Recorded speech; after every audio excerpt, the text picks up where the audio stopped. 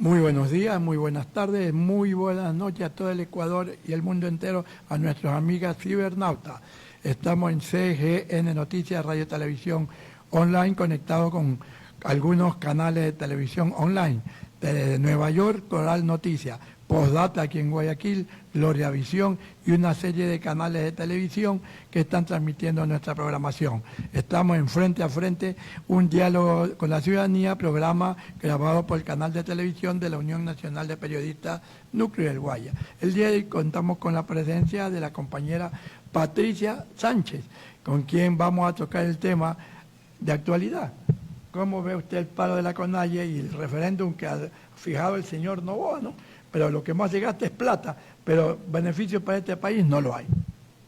¿Cómo está, Carlos? Buenos días. Muchísimas gracias por la invitación a este medio y con la comunicación. Saludos también a toda su audiencia.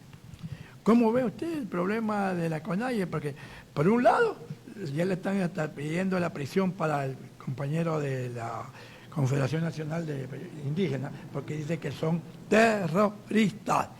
Bueno, es el 16º día del paro de la CONAIE y en estos 16 días lo que hemos visto es el primer resultado, el primer efecto de ese paro es que el presidente de la República, que tenía el señor Noboa, que tenía alrededor de un 65% de aceptación, medido por las encuestas, incluso encuestas de la línea contraria, hoy tiene el 31% de aceptación. O sea, más o menos podríamos decir que ha bajado su 50% y un poquito más, el 50% de aceptación. Ese es el primer efecto y el primer resultado del paro.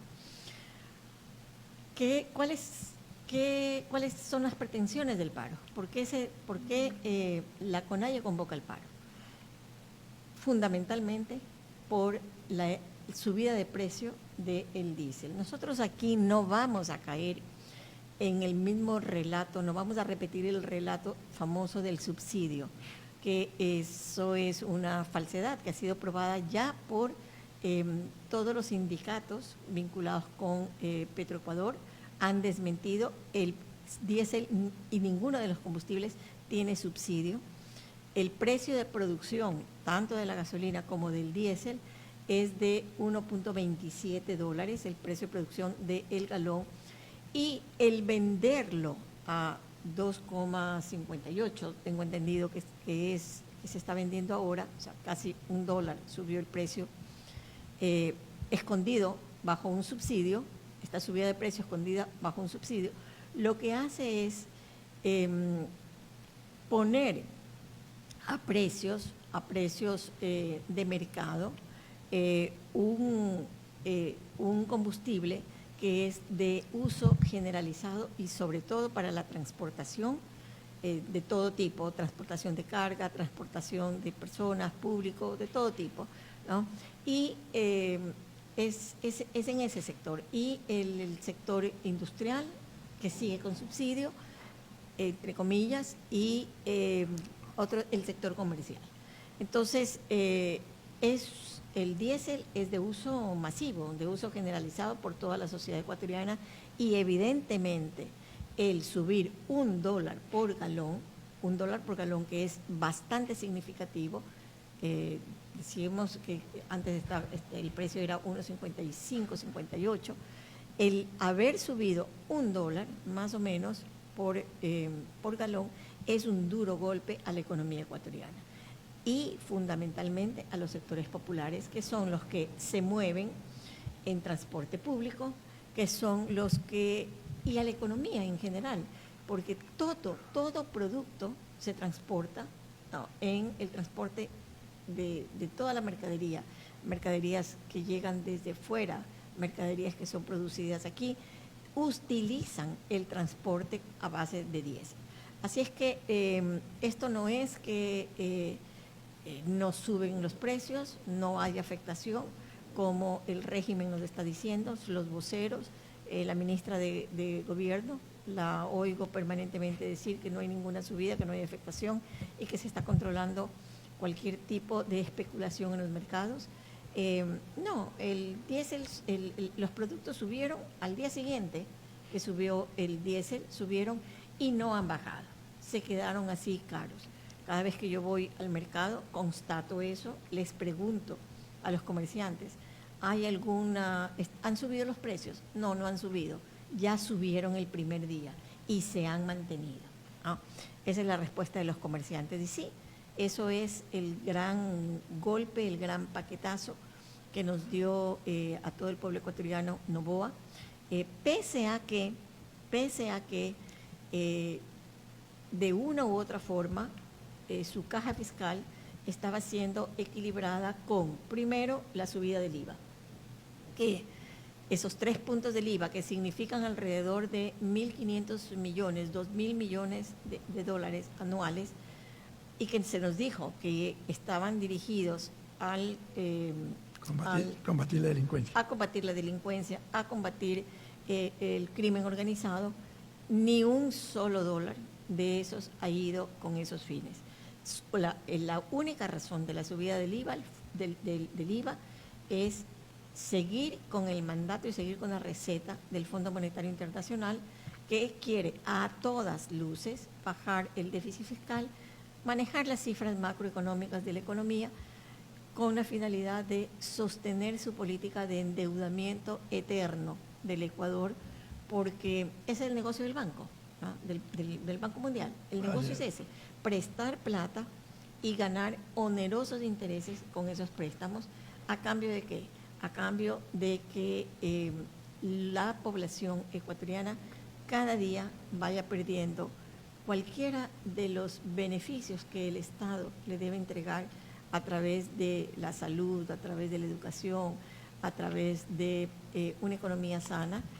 No, todo orientado al pago de la deuda externa. O sea, no hay inversión en el Ecuador, no hay inversión. El Estado no invierte, tanto así que no tiene inversión ni siquiera para pagar las deudas. Muchas clínicas operadoras de diálisis que están impagas. Hoy día los municipios se comenzaron a quejar porque son 4 o 5 meses la deuda municipal. Tengo entendido que está en alrededor de, déjeme ver, 637 millones de dólares. Esta es la deuda a los GAT, 637 millones de dólares. Y hoy día se quejan, justamente hoy, se quejan los GAT porque el presidente ofrece el adelanto del 13º. Pero si no tienen ni para pagar a los proveedores antiguos, ¿cómo los GAT dicen, bueno, ¿cómo vamos a pagar el 13º si ni siquiera podemos pagar las deudas antiguas? Así es que son 637 millones por ahí. Por otro lado, por acá también tengo otra cifra de la deuda a las dializadoras de 200 millones de dólares. Entonces, el Estado no está invirtiendo. El Estado todo lo que recupera, como sea, o lo recupera o entra a la caja fiscal, ya sea por subida en el impuesto del IVA o ya sea por la eliminación, entre comillas, del subsidio, que equivale a alrededor de 1.200 millones de dólares anuales. Todo eso lo está entregando ahora temporalmente los subsidios, toda la plata que antes iba a los subsidios, lo está entregando ahora en supuestos programas directamente hacia los campesinos, hacia los transportistas, y eso es otra falacia, otra mentira, otro relato, otro show, otro cuento que el presidente está, a los que estamos sometidos todos los ecuatorianos permanentemente por el presidente, porque lo que está haciendo él es justificando una medida temporalmente, durante 2, 3 meses, no más, 4 meses a lo mucho, justificando esta medida. Después vendrán los precios reales, después se sincerará la economía, después el diésel no va a estar a 2,58, el diésel subirá a más de $3 $3.30, de $3.20, $3.50, que es el precio del mercado internacional. Porque lo que está haciendo, lo que esconde esta supuesta eliminación de subsidios es liberalizar la producción ecuatoriana de diésel para entregarle ese gran negocio que significan miles de millones de dólares a las empresas, ya sabemos, ¿no?, a las empresas de su círculo, de las élites que gobiernan con él. Entonces, ese es el motivo de la eliminación del subsidio, entregarle, privatizar la venta de la diésel, entregándole a sus empresas transnacionales, a muchas de ellas vinculadas con sus propios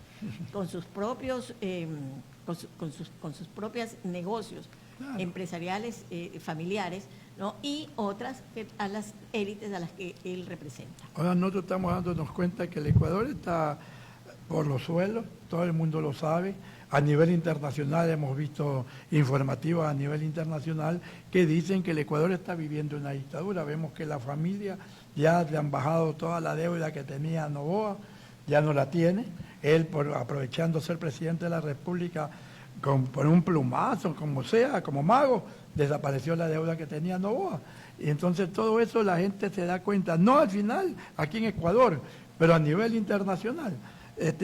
Todo el mundo dice que Ecuador está viviendo una dictadura, tanto es así que un periodista español fue deportado el día de ayer, simplemente por estar cubriendo información de las manifestaciones en contra de Noboa. Entonces estamos viviéndonos como en la época de Somoza en Nicaragua. Sí, el análisis que acabamos de hacer, el tema del subsidio, es el lado económico. Por el lado de la democracia, de cómo está ejerciendo la democracia, cómo está ejerciendo el poder. El presidente, lo que tú acabas de decir es exactamente eso.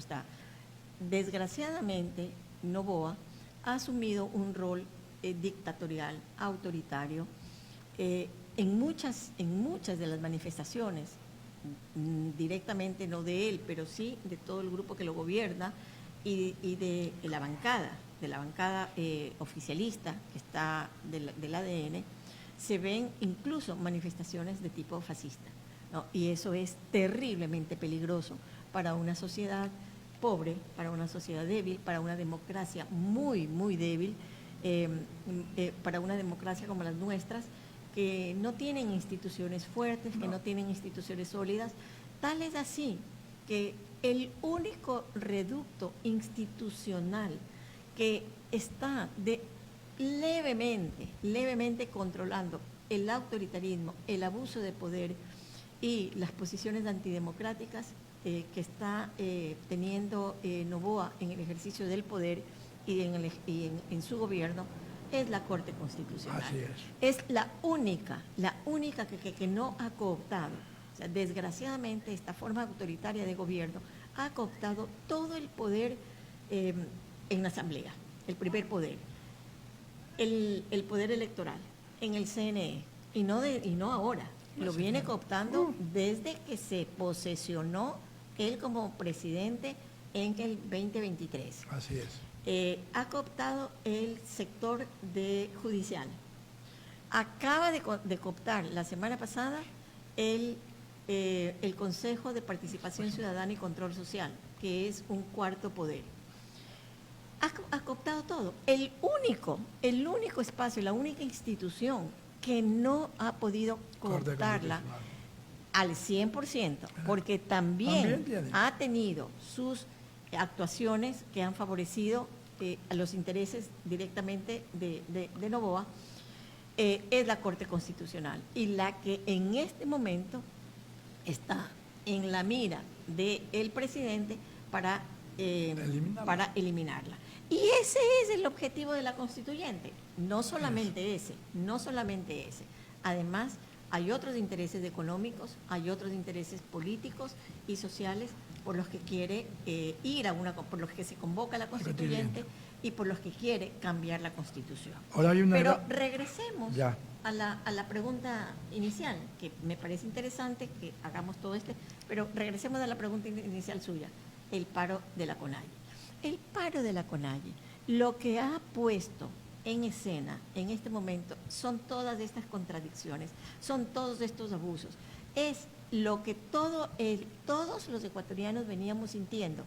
5 leyes aprobadas inconstitucionalmente, que fueron revisadas por la Corte Constitucional y que 3 de ellas ya han sido rechazadas y ya han sido vetadas. ¿Cuál fue la respuesta del Ejecutivo, del presidente Noboa? Sacar una marcha. Es así, sin toletes, es así, sin militares. Esa marcha sí era aplaudida, esa marcha sí no estaban con gases lacrimógenos, esa marcha sí era legítima. Hacer una marcha en contra de la Corte Constitucional. Y contra los jueces. Y contra los 9 jueces de la Corte Constitucional, fundamentalmente, ¿no? Entonces, era un malestar con el que todos los ecuatorianos estábamos viviendo. Y toda la forma como iba desmontando el sistema electoral, cómo iba desmontando el sistema de justicia, cómo iba desmontando a favor de sus intereses. Llega el tema del subsidio y ese es un punto que es un punto que el movimiento indígena, especialmente la CONAIE, viene siendo un tema bastante difícil y que ya fue sometido a una crisis, ¿no?, institucional en el 2019, cuando, posterior al anuncio del presidente Moreno de la subida de los precios de los combustibles, claro, la CONAIE convoca al levantamiento del 19 en octubre. Resultado, 11 muertos. Y una agenda que nunca se cumplió porque al año siguiente vino el COVID y fue una tragedia mayor a la tragedia que tuvimos con Moreno. En el 23 se repite la misma historia, en el 22, perdón, repite la misma historia en junio del 22. Nuevamente hay un nuevo levantamiento, ¿no? La CONAIE se opone a la subida de los precios de los combustibles y nuevamente un nuevo paro pone en jaque al país. O sea, 2 paros nacionales eran suficiente motivo y suficiente llamado de atención para que Noboa, antes de emitir esta medida, reflexione y diga, no, pero no lo hizo porque estaba embebido de poder, embebido de autoritarismo, embebido de prepotencia, y él pensó, como los ecuatorianos estamos dormidos, como los ecuatorianos no tenemos capacidad de reacción ante tanto autoritarismo, entonces la subida del precio del diésel finalmente el pueblo lo va a aceptar. Pero la CONAIE dijo, no, aquí nosotros tenemos un rol histórico, hemos jugado siempre un rol histórico y lo viene jugando ese rol histórico la CONAIE desde 1990, cuando sale la primera marcha indígena que irrumpe el escenario político en este país en 1990. En 1992, los 500 años de la conquista. Fue también un momento importante de irrupción del movimiento indígena en la sociedad ecuatoriana, diciendo, aquí estamos, después de 500 años de haber sido conquistado el continente americano, todavía estamos aquí, los pueblos indígenas, los pueblos ancestrales, los pueblos nativos, y estamos en las mismas condiciones de pobreza, de desigualdad, de exclusión, ¿no?, de haber sido pueblos explotados y expoliados por la colonia. Hoy seguimos viviendo un neocolonialismo. Así es. Y es lo que ahora también le dice a Noboa. En el año 2025 le dice a Noboa, usted, señor presidente, es presidente no para cambiar una constitución a su favor, usted es presidente para que gobierne, para que le dé gobernabilidad a los 18 millones de ecuatorianos en función de una constitución que marca la línea de cómo el país debe respetar esos derechos y gobernar en función de esos derechos. Se le paró se le paró y ese es el resultado. O sea, el resultado concreto de esto, aunque todavía la medida, las posturas, las demandas básicas en este levantamiento, ¿qué es? La demanda básica es, primero, la eliminación del decreto 126, que relativo a la subida del precio del diésel, primera demanda. Y la segunda demanda es la del IVA, ¿no? Que el IVA baje al 12%. Dos únicas demandas. Ahora, a esas dos únicas demandas con las que sale el paro, con las que se lanza el paro, hay una demanda actual que es la no a la consulta popular, no vamos a la consulta popular, y eso significa que después de la consulta popular tiene el único objetivo de la consulta popular, ecuatorianos, no es preguntarle al Ecuador ni consultarle al Ecuador sobre los asambleístas y más o menos, no. El objetivo central de la consulta popular es ir a la constituyente, es convocar a una constituyente, es cambiar la constitución, porque esa es la joya de la corona, es la que le va a permitir terminar, primero, privatizar el agua, eliminar los derechos de la naturaleza, eliminar todos los derechos constitucionales, ¿no? Respecto a la obligación que tiene el Estado de velar por la educación, de velar por la salud, de velar por la vivienda, los derechos de los trabajadores que están fijados en la Constitución. El trabajador no se le puede violar los derechos conquistados a lo largo de la historia.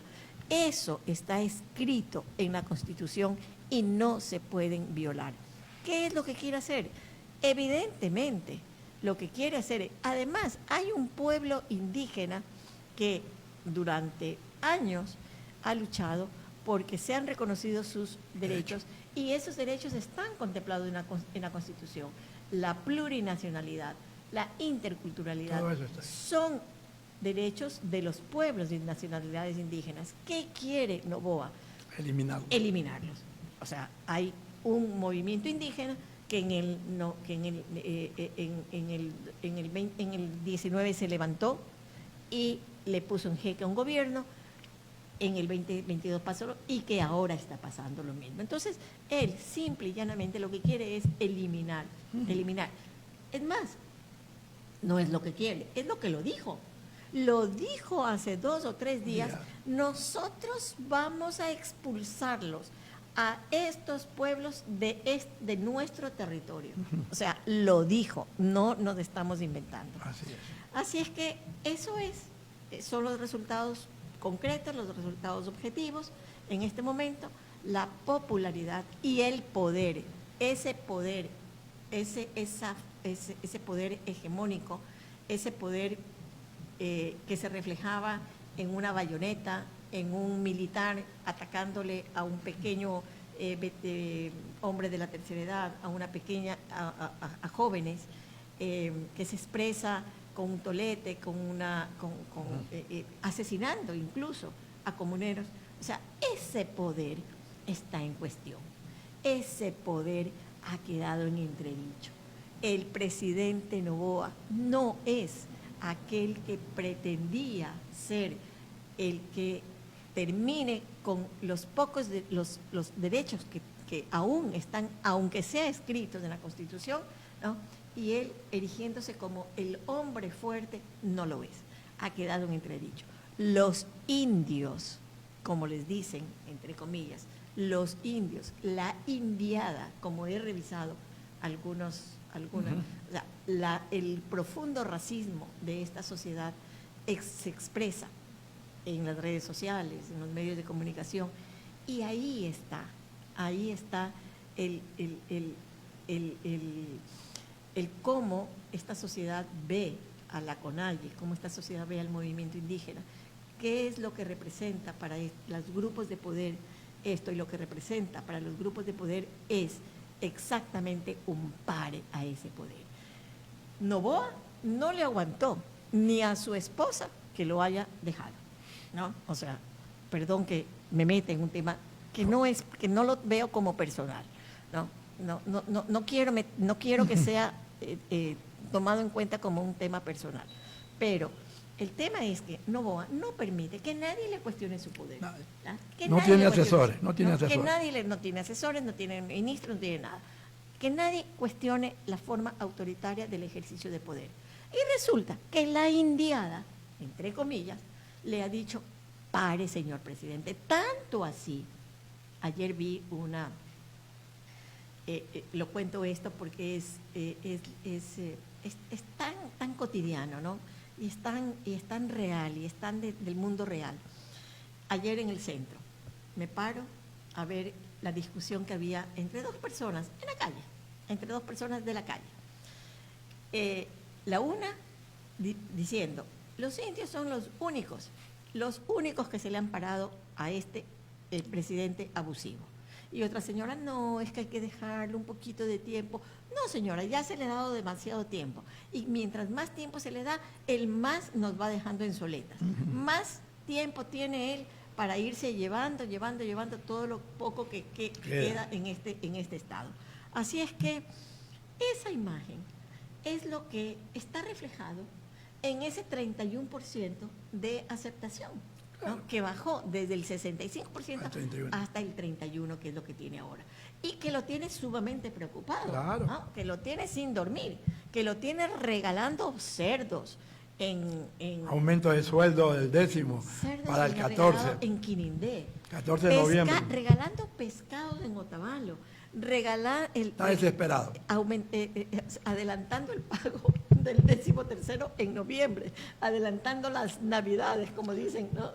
Bajó el IVA al 8% en los días festivos. En los días festivos va a bajar el IVA al 8%, así es, dándonos vacaciones anticipadas de 4 días ahora. Así es que está desesperado, el señor presidente está desesperado, y esa desesperación es la que está fortaleciendo no solamente a la lucha indígena, sino a todos los ecuatorianos, ¿no? Nos ha devuelto la esperanza, nos ha devuelto la posibilidad de pensar que este país realmente puede volver a encaminarse, volver a tener algún rumbo democrático, puede volver a pensar en que en este país se puede levantar de las cenizas en las que está. Estuvo con nosotros la compañera Patricia Sánchez hablando sobre el paro de la CONAIE y sobre las futuras elecciones del referendo y de la famosa constituyente. Hasta una próxima oportunidad. Muchas gracias por su visita. Gracias también a ustedes.